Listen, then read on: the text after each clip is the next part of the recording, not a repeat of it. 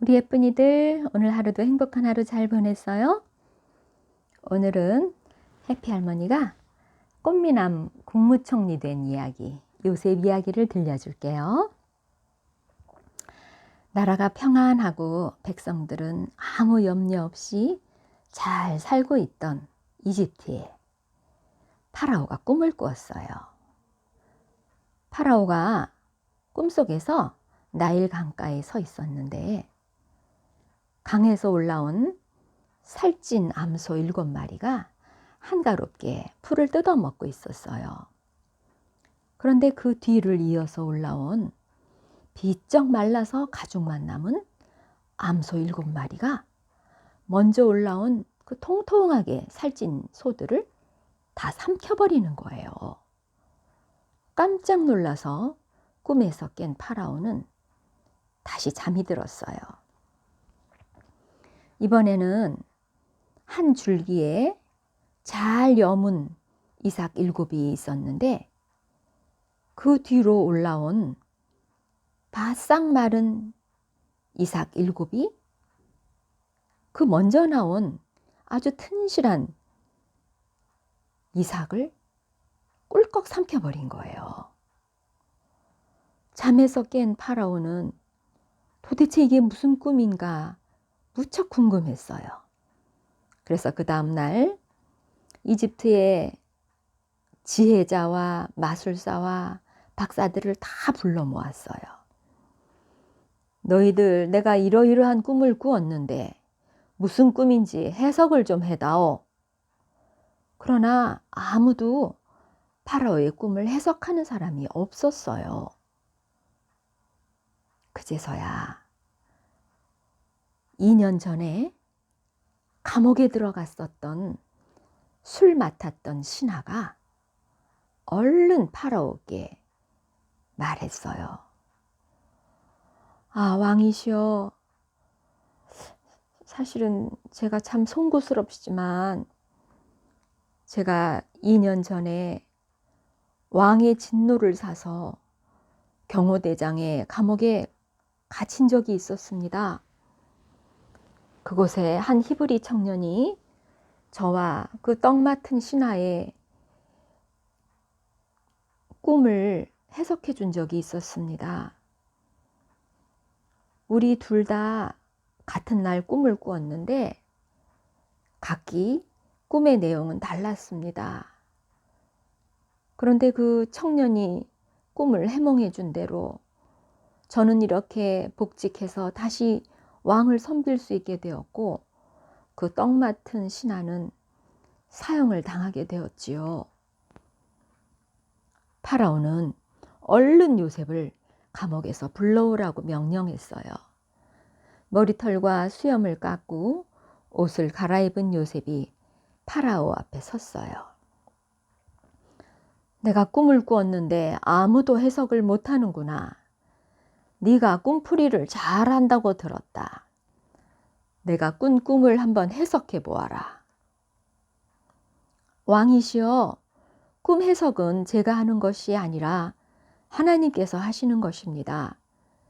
제가 섬기는 하나님께서 왕의 꿈을 알게 해주시기를 바랍니다. 라고 요셉은 겸손하게 대답했어요. 내가 아주 희한한 꿈을 꾸었다.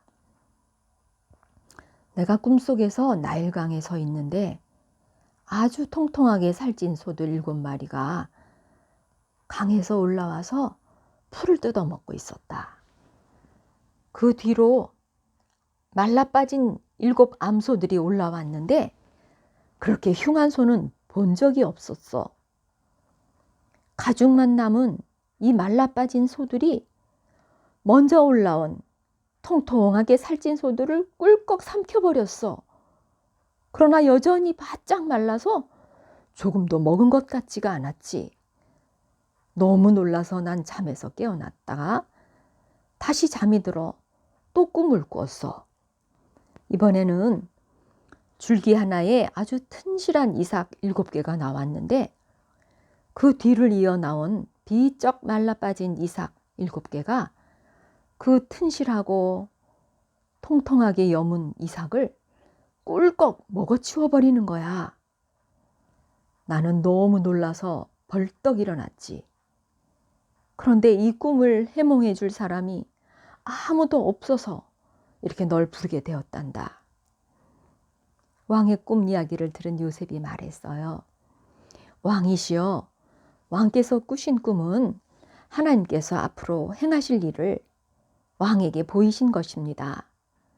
살진 7소는 7해 동안 있을 풍년을 뜻하고 마른 소 7은 풍년 뒤에 7년 동안 이어질 흉년을 뜻합니다. 7 이삭 꿈도 같은 의미인데 하나님께서 반드시 행하실 것이기에 왕께서는 2번이나 같은 꿈을 꾸신 것이지요. 와, 과연 너는 꿈풀이를 정말 잘하는구나. 그렇다면 어떻게 하면 좋겠느냐? 왕은 요셉의 꿈 해몽에 너무 만족스러웠어요. 그래서 요셉을 믿음직스럽게 여기며 물었어요. 왕은 지혜롭고 유능한 사람을 세워서 7년 풍년 동안 온 나라에서 곡식을 거두게 해야 합니다. 그래서 그 곡식을 잘 저장할 수 있도록 큰 창고도 많이 지어야 합니다. 그래서 7년 풍년 동안 식량을 잘 비축하고 보관할 수 있어야 합니다. 그래야 곧 이어 닥칠 7년 흉년을 대비할 수 있겠습니다. 요셉의 이 말을 들은 파라오와 신하들이 고개를 끄덕였어요. 이 일을 하기에 가장 적합한 사람은 요셉, 바로 너다. 하나님의 영이 내 안에 계신 것을 보았다.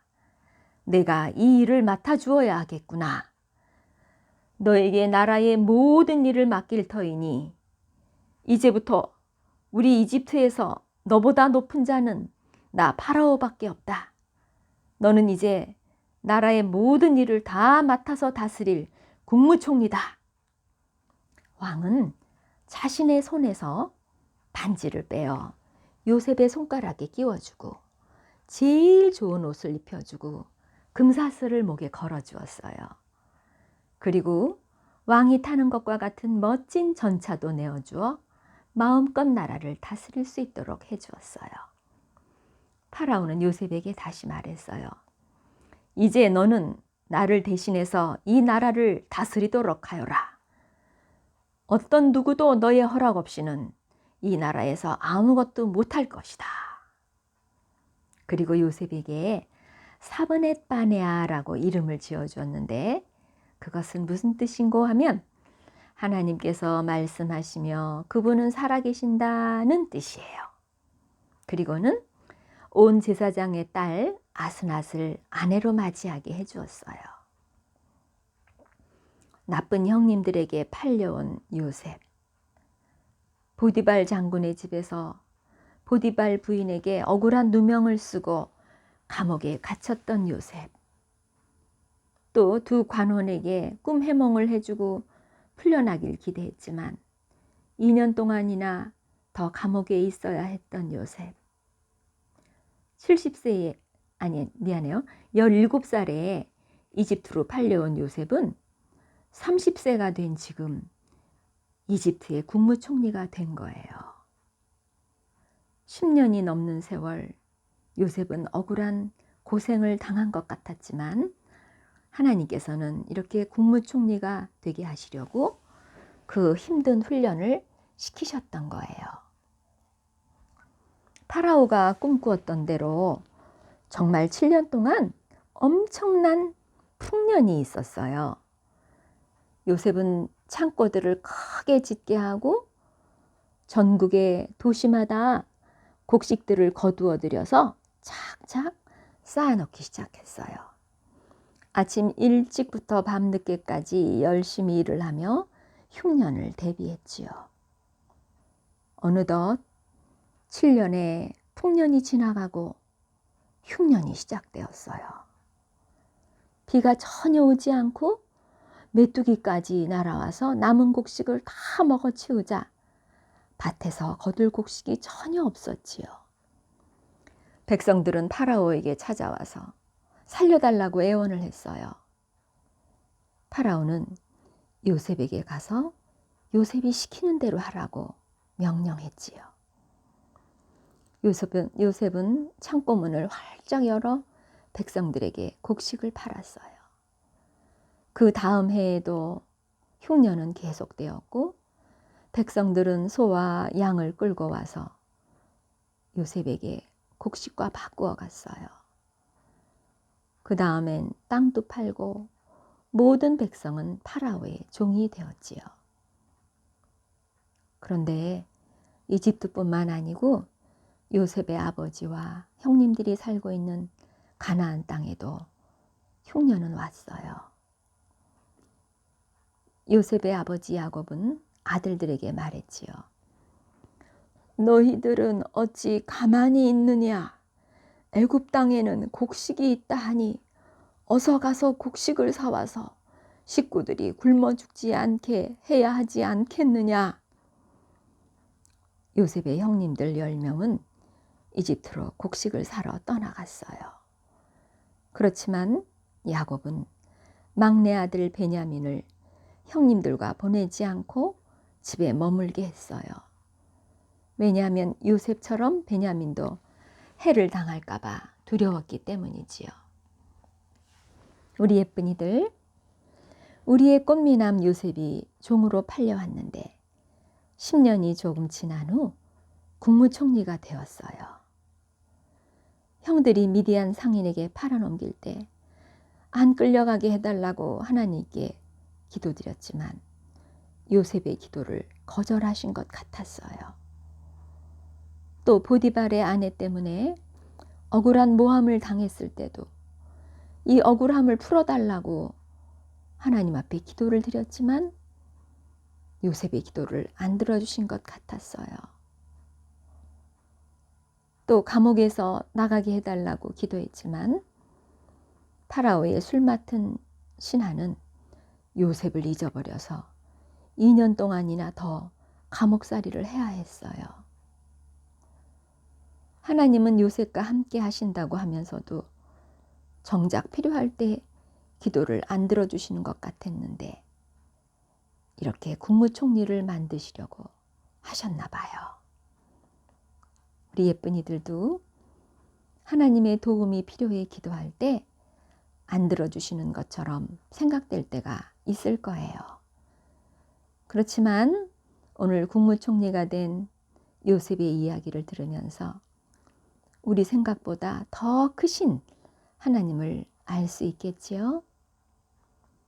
우리의 지혜와 비교가 되지 않으시는 하나님을 푹 믿어드리고 계속 기도하는 우리 예쁜이들 되기를 바라요. 해피할머니와 함께 기도할까요? 예수님, 꽃미남 요셉을 결국 국무총리가 되게 해주셔서 감사해요. 그동안 요셉이 무척 고생이 많았는데 이렇게 높여주시려는 훈련이었네요. 저도 훈련을 믿음으로 잘 받는 사람이 되고 싶어요. 아멘. 우리 예쁜이들, 오늘도 예수님 품 안에서 좋은 밤